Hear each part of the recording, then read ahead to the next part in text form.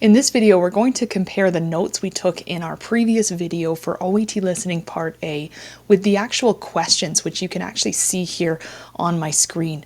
So first things, if you haven't already done the notes, I would go back, practice that note-taking and typing or writing skill, and then come back and join us in this video where we're going to do this comparison. So let's take a look, and on the left side, you see those notes. On the right side, you see the questions. And right off the start, you usually have labels or headings for the different parts or chunks of information. And we can see there history of the condition, optician consultation, presenting symptoms, and treatment. Now pause the video and I want you to try to fill in the notes. So the questions 1 through 12, see if you can fill them in just based on the information that we took on the left side. And this is a great exercise to see, okay, what sort of information or questions are easy to hear and what are going to be the challenging ones that we have to listen extra carefully for. All right, assuming you filled in as many as you can, let's go now. We're going to re-listen to this audio. And then we'll fill in the answers as we go and we'll check which ones were accurate and which are more challenging. We'll discuss some tips and strategies there. So let's get started. Second time through, I'll fill in the answers as we hear them there.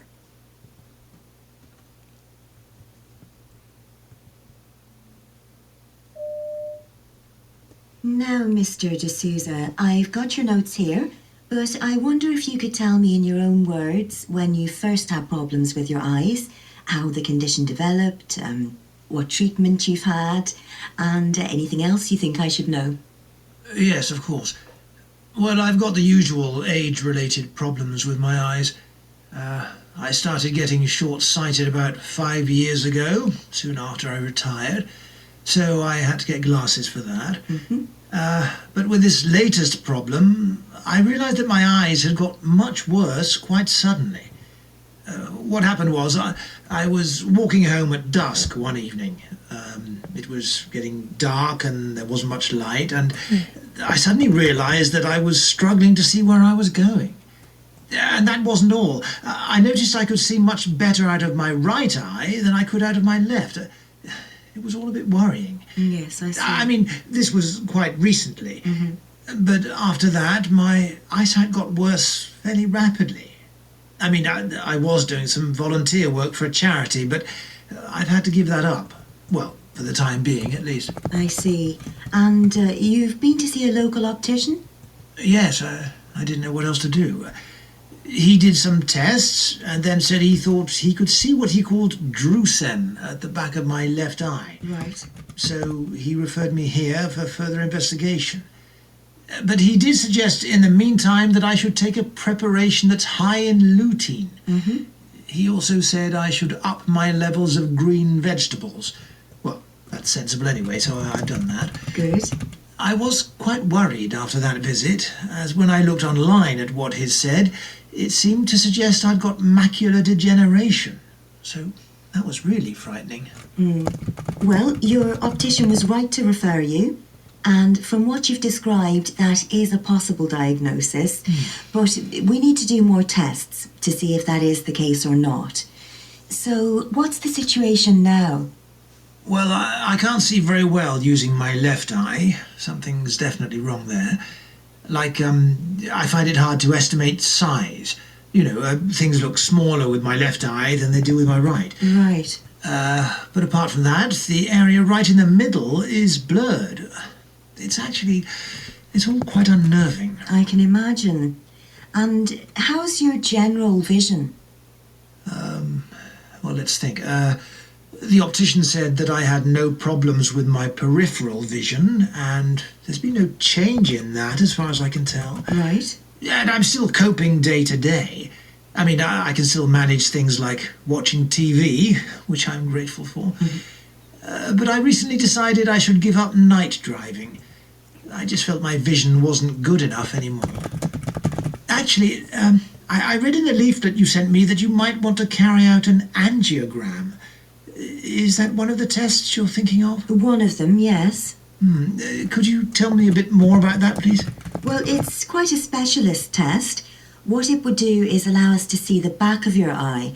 And the reason for doing this is to establish whether perhaps your problems are being caused by a blood vessel there, which may be leaking. And it could be that which is affecting your vision. I see. Oh, another thing I read about is laser surgery.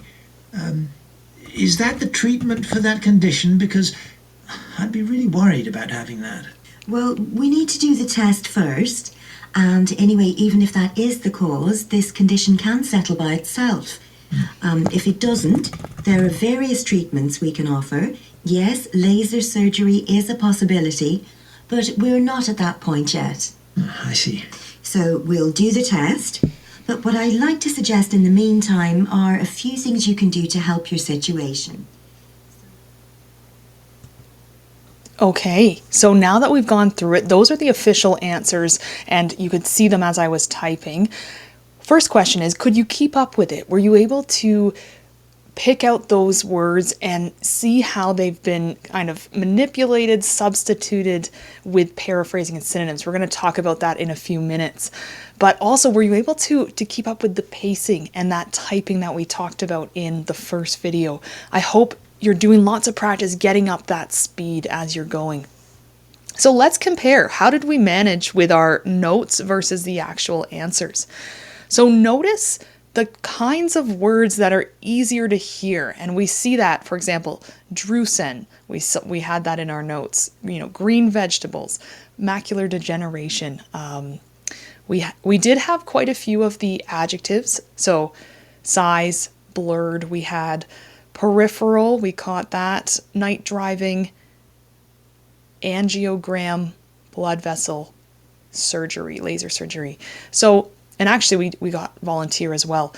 Light, when we first heard that, it was not a word, again, that stood out. So we might, when we were taking notes, we might not pay attention to those as frequently.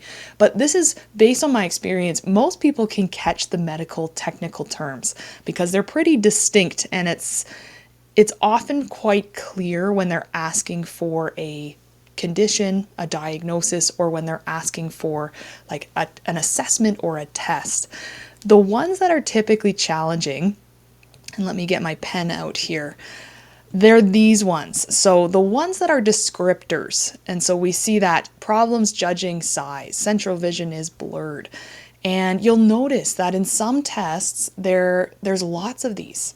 And in others there's less, but usually the challenge is when it's a common noun and it's a descriptor, catching it because of how the language around it is substituted. So let's talk about synonyms and paraphrasing.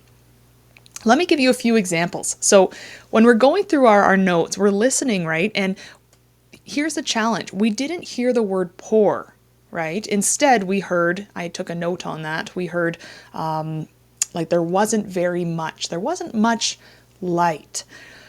This is a common strategy. So expect that the word before the blank, that is often substituted.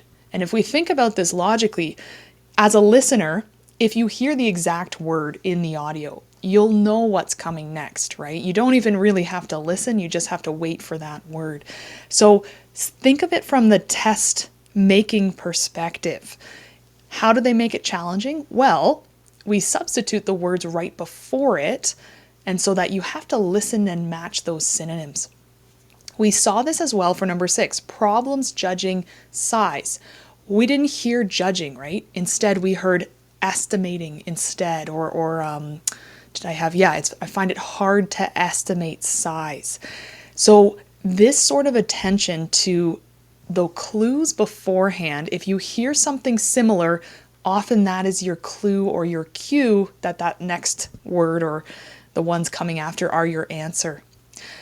For number 7, we didn't hear central. What did we hear? We heard middle, right? Middle vision is blurred. And then something really interesting happened for 10, 11, and 12.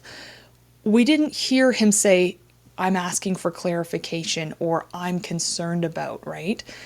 Instead, we heard questions. He asked about the possibility of an angiogram. He asked about, I'm worried about like I'd be really worried, talking about laser surgery. So this is where the language skill comes in, testing your ability to recognize common substituted language, synonyms, recognizing questions, expressing concern. But do note, all of our 12 answers here were exact things that the patient actually said, and that is so key to remember. Be careful. We don't want to change any of our endings. So for example, volunteer, ER, if you put volunteering, right, that's a change to the ending. So really listen carefully for things like, and I'll make a little list here, ER, or often OR or IST. Occupations tend to take those sort of endings. So not always, but a lot of the time, those are the things to listen for jobs and employment. Your ED, ING, and sometimes, was it able? No, not able. I had one other. We'll stick with those two for now, but ED and ING are common for your adjectives and adverbs sometimes as well. So vision is blurred, ED, that blurred is hard to hear, but just note with the grammar structure, usually if it's like this and it's a normal adjective, then it will take that ending there. Other things to note is be careful with the spelling of technical words. We're aiming for perfect spelling. A small letter change that doesn't affect the meaning of the word can still be marked correct. So keep that in mind. Let's say you spelt macular degeneration and you missed maybe one of the E's in degeneration. Often that sort of mistake is still accepted as correct as long as it doesn't, change the meaning or there's not too many issues in that. So let me ask you, how did you do overall? Let me know in the comments below. And second question there is, did you find that once you took notes that the structure of the questions and the organization made more sense so that you're tuned into what you're supposed to be listening for? If it did help, I'd be curious to know down below.